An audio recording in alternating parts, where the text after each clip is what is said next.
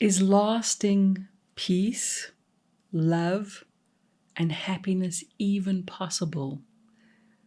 You might be wondering that, and you're not alone. Many of us on the spiritual journey have an intuition that there is more to life than what we can see with the eyes.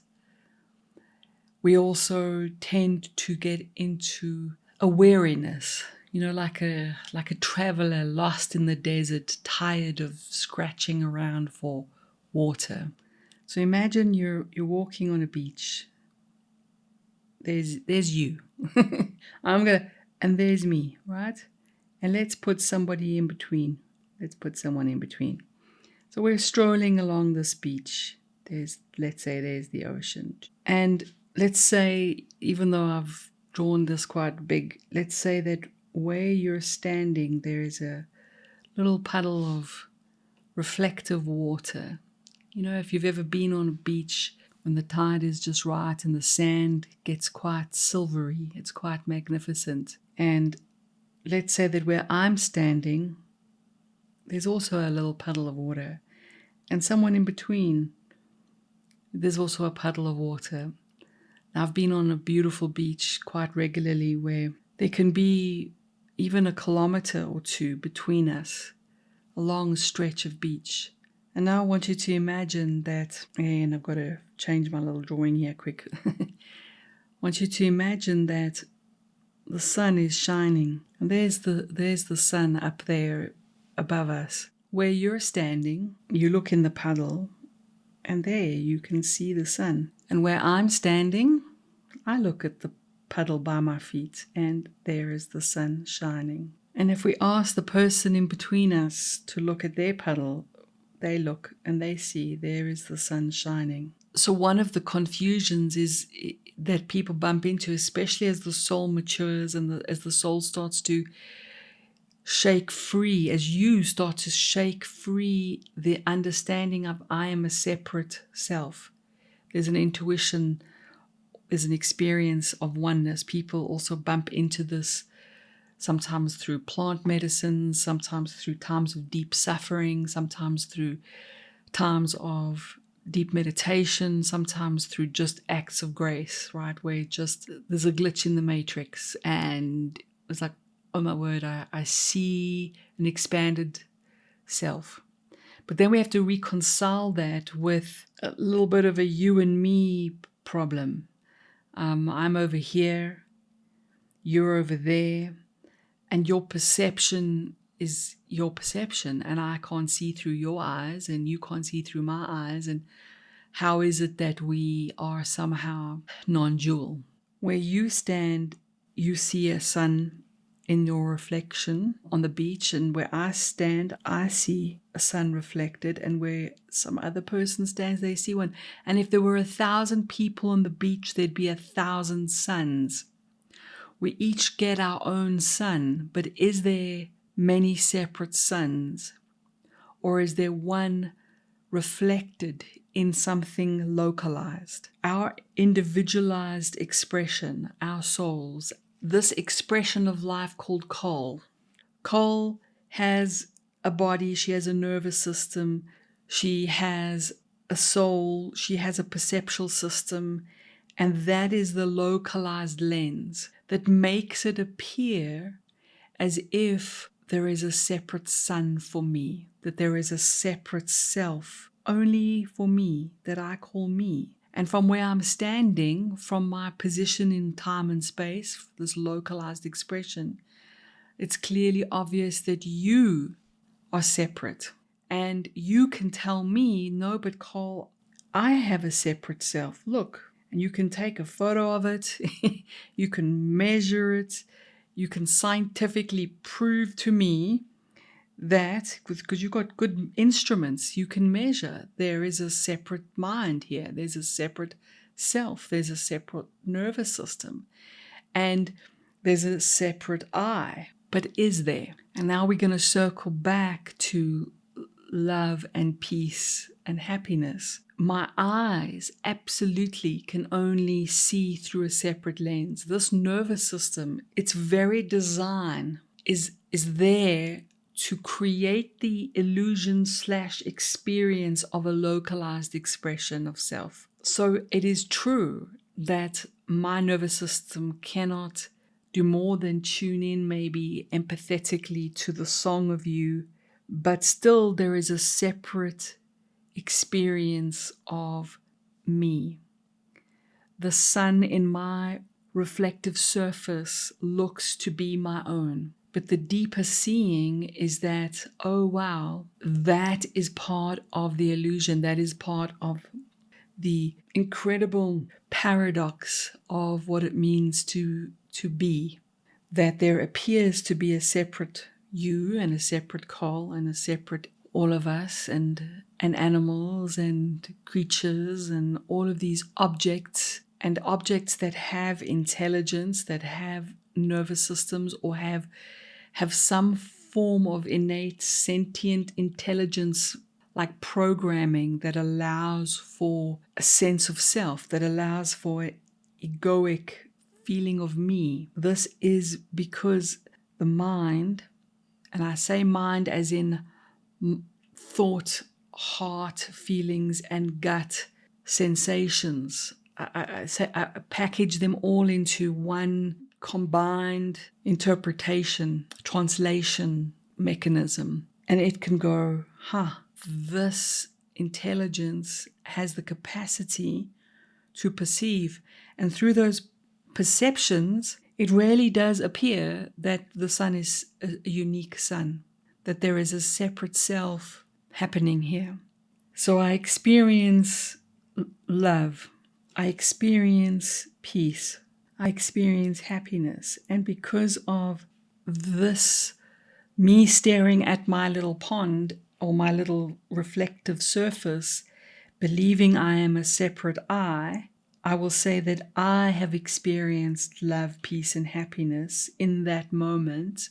Then I feel like I've lost it, and then I feel like I've got it, and I feel like my love and peace and happiness is localized also. That your love is different, or somehow also different to mine. But there's an intuition here, and you look back at the experience of love, touch into the experience of love for a moment. Isn't it true that when we feel love, somehow it feels like the boundaries disappear? When we love and when we experience love, the intuition, the felt experience is that me and you are not so separate anymore. True?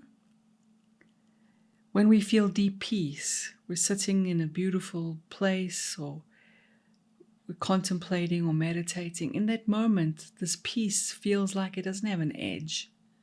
Where can we find the edge of this peace? I can draw a line. I can say my left hand can't feel what my right hand can feel. I can't see with my eyeballs what's on the other side of the wall of my office. But peace somehow has a different intuition. Peace feels, it doesn't have an edge. Happiness, true, not ecstatic, woohoo, roller coaster happiness, just feeling okay, feeling content, feeling where you can breathe. So where's the edge? There's no edge. I'm going to put those all into a little bucket for a moment. And I'm going to say we could say they all feel open, don't they? They feel light. There's an openness. And the nervous system responds by opening. Love opens the heart, opens the mind, opens our body's nervous system's sense of self.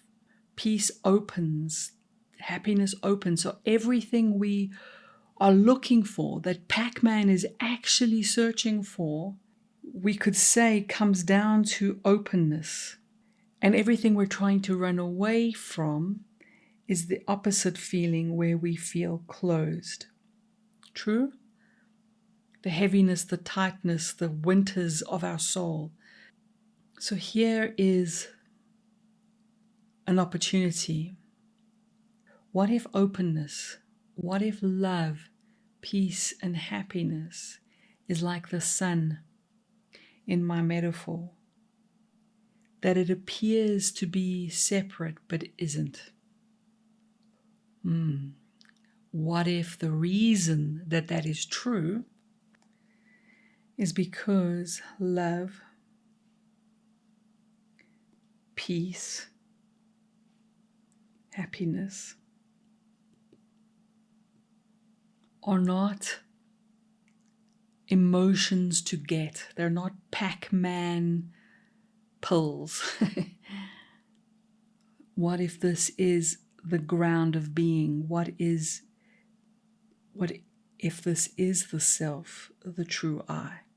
What if this is the true self? And what if what that means is that when I experience love and interpret it and give a story to it in my mind, have it land in my heart, have it felt in my nervous system, but that love is the shared sun?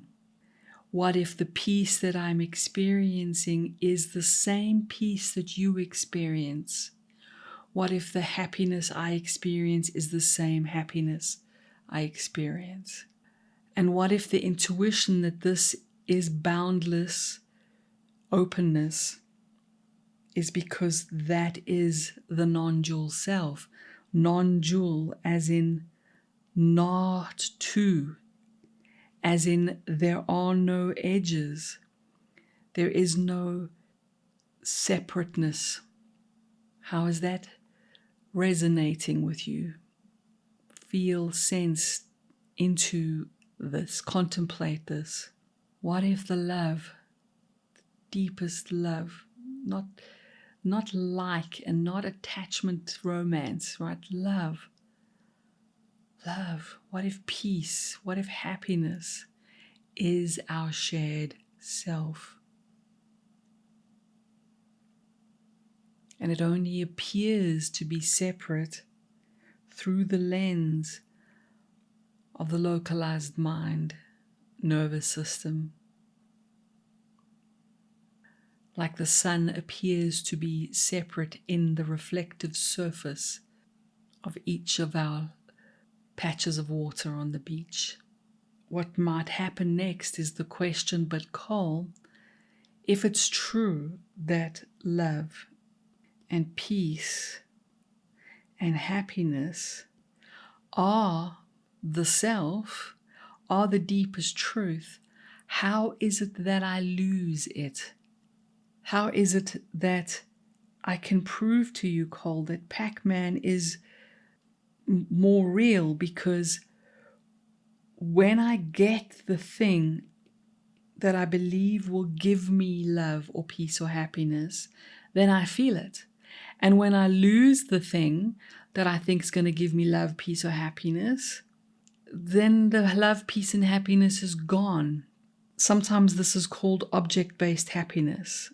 When we believe that our love, peace, and happiness are things that we can acquire through the objects of life, through people, through circumstance, through somebody saying the right words, through world peace will only bring me peace. When people behave, when situations are perfect, when we are living in the bubble-wrapped little perfect moments, only then can love, peace, and happiness be found.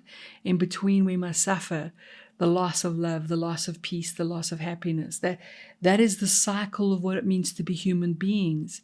And of course, it makes us so hungry. Pac-Man is a big mouth, is hungry.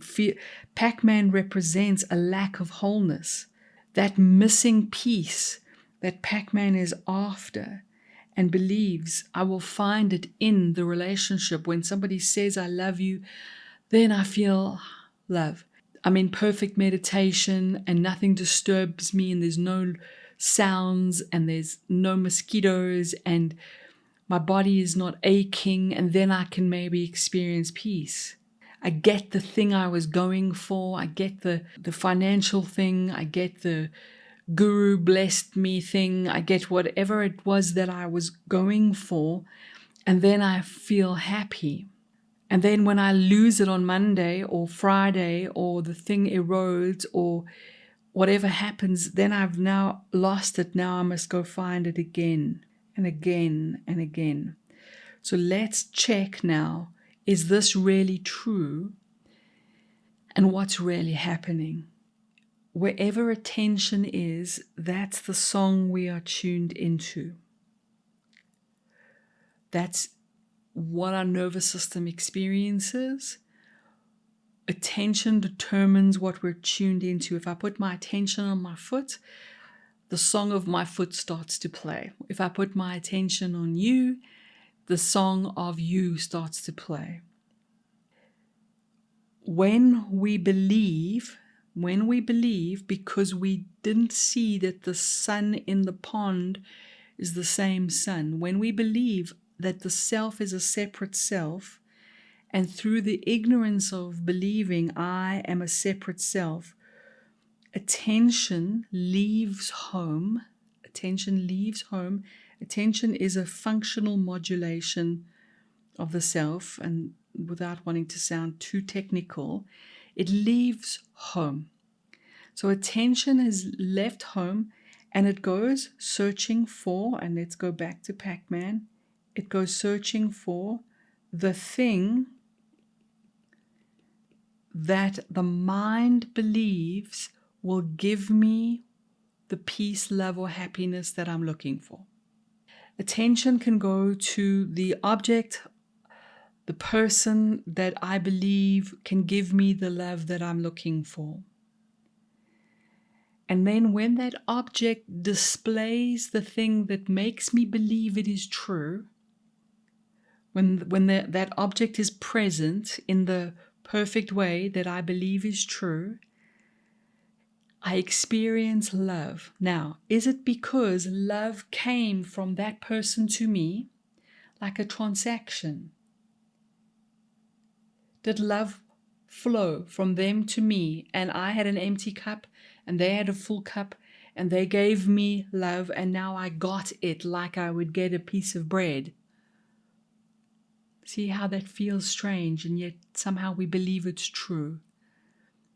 And then they say the wrong thing and we go, or they withhold their love, or they leave, or they pass away, and now the object of the love is missing, and now the mind goes, the thing that was giving me love is gone, and there's a sadness. Now, stay with me. This is subtle. Okay, it's subtle, but if you get this and you live with this and it lives in you and it flowers in you, it will deepen the summer of your soul. It will resolve and dissolve a lot of confusion.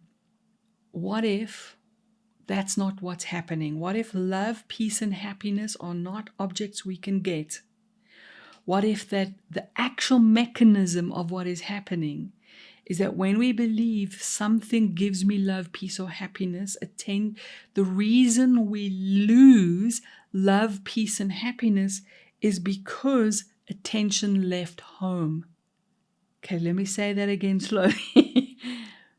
The reason we lose love, peace, and happiness is because attention left home. It doesn't technically completely leave home, but for the sake of this metaphor, you're now focused on an object in the self. Attention goes out, quote unquote, to find the thing. Now, the thing is found. Pac-Man swallows the little pill. The person says, I love you. The perfect circumstance happens for happiness or peace. What's happened then is now the mind believes I found the thing that I was looking for. So the seeking ends and the finding happens. So the mind just believes I got it. And because the mind believes I've got it, attention returns home. Attention rests because I got it. I don't need to seek anymore. I don't need to send attention out anymore. I can call attention home. Attention rests. And guess what happens when attention rests? When attention rests at home, we experience love, peace, and happiness, not because we acquired it, but because it is the song of the self. We experience love, peace, and happiness not because we went and got a bucket full of it and brought it home. Tension rests in the self, and now the song of the self plays, and home is made of love, peace, and happiness. You might want to watch this again if this is really evoking something and provoking and shaking something loose for you. Might create some tension, but it's good tension. So does that mean the following? And I think the answer is yes. Does that mean that the reason we've lost love and peace is because we're looking for it? In a very simple form, yes. The very act of seeking it is what creates the loss. The moment I look for love, I've lost home. The moment I look for peace, I've lost peace. The moment I look for happiness, I've lost it.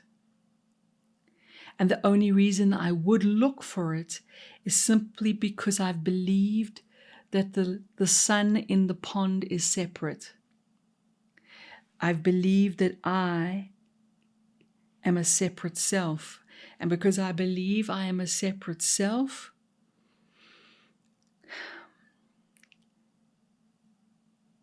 I believe I am lacking. I believe I'm not whole and complete. And I'm in a world where everyone believes the same, or most people believe this also. And Hollywood and advertising and marketing is reinforcing this idea that I've got to panel beat myself into some version of me to fit in, to get what I want, and that the reason I don't have what I want is because I'm not trying hard enough. I've got to play the game of Pac-Man harder. I've got to just keep searching, and then I'm going to get that love. I'm going to get that peace. I'm going to get the happiness. Yeah, you feel it?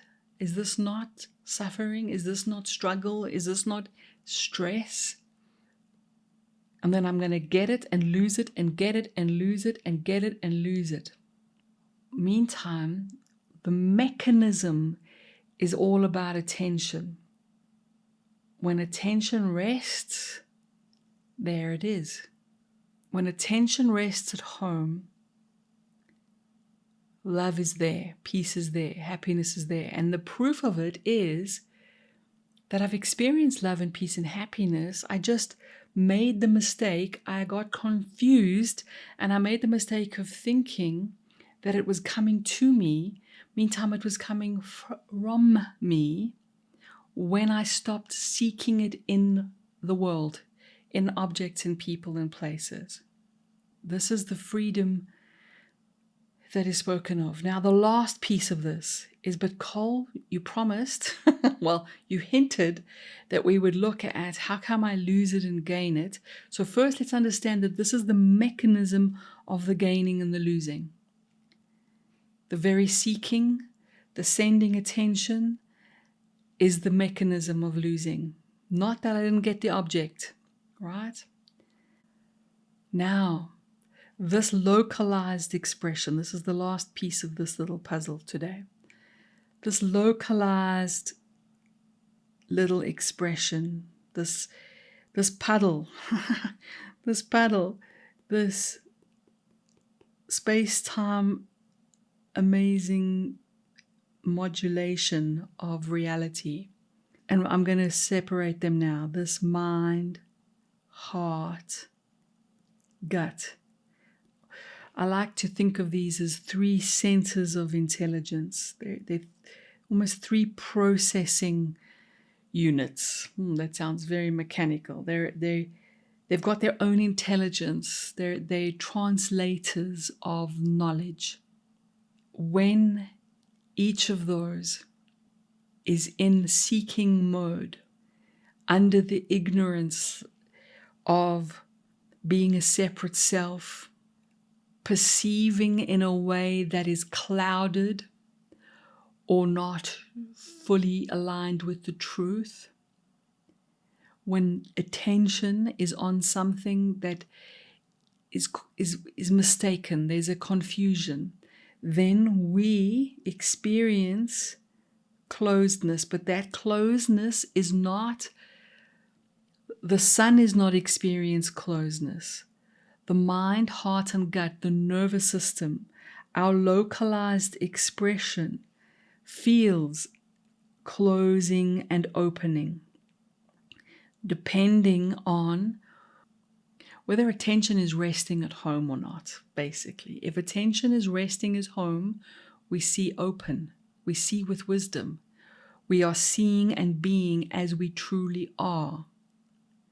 When attention is externalized into objects and then making a mistake in our intelligence, making a mistake, I am a separate self, I am not whole and complete, resisting reality, all of those, the games of mind, heart, and gut, the struggle of the mind, the heart, and the gut. We switch from open to closed and then closed to open, and that's what we think is the getting it, losing it. So when the mind, heart, and gut suffers, we believe we've lost it. And somehow we fail spiritually, or whatever other story we tell ourselves.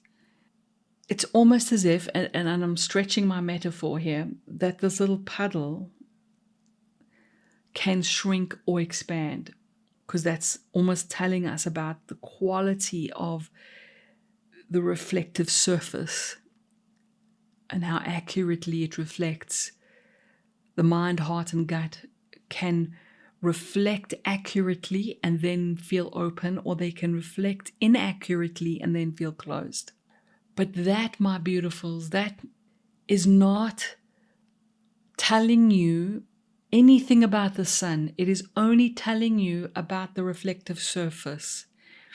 And what that can sound like, if we really let this land, is that when my mind, heart, and gut are contracted through confusion and stress, or through longing and loneliness, or a lack of worth, or a feeling of not being whole, or the resistance in the gut, the pushback, the in the body, those closings are not losing the self, failing spiritually. They are the parts of you seeking truth.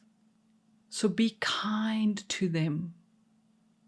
Can we be kind to the mind that's confused, the heart that's longing, or the gut that's resisting? Can we be kind? Can we realize, oh, I've found something, a program, a belief, an inherited perception, a confusion, a misunderstanding, and then can we lovingly give that some peace and love and happiness? Can we be the sanctuary for our own mind, heart, and gut? We can if we realize what I truly am never closes, but that opening and closing happens in me. That the localized on the beach looking at the puddle me expression of me can feel open or closed. Can we give that to ourselves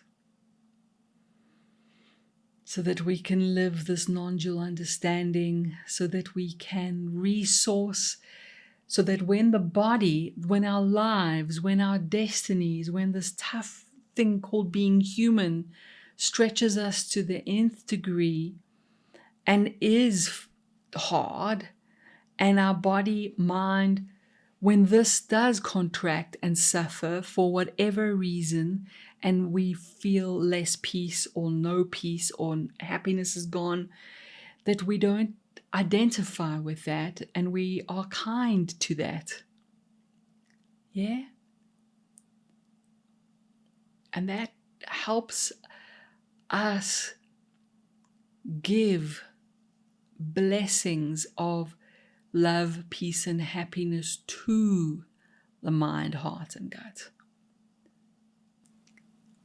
If this work resonates with you and something is moving, something is opening, something is landing, you're welcome to visit my website, Colleen-Joy.com, and grab a PDF free little test that I call Seasons of the Soul, which has got some little videos in it, and it's, let's say, simplified, natural, practical wisdom to support you on your path.